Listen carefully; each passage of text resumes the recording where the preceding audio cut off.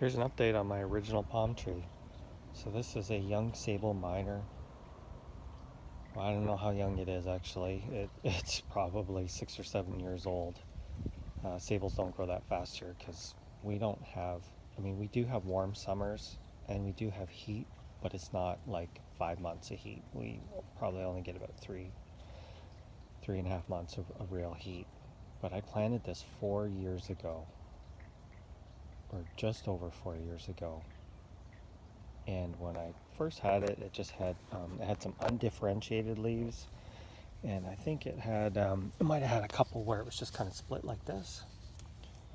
So 4 years in the ground, and this year it's actually starting to look like something.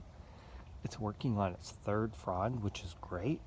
Um, what I'm finding, which I tend to find with a lot of the palms, is the bigger they are, the faster they grow. So it takes them a while to get going, but they do pick up speed.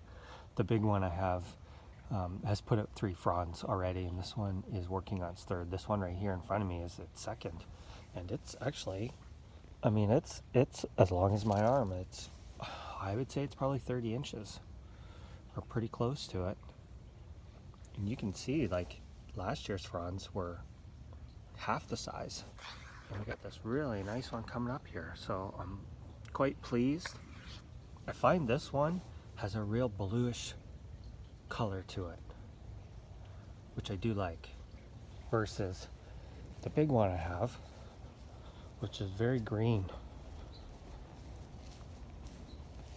I guess the new fronds do have a bit of a bluish tinge to them, but not as much. You can see here it's kind of a greeny, like a pale green when they come out, whereas that other one is quite blue.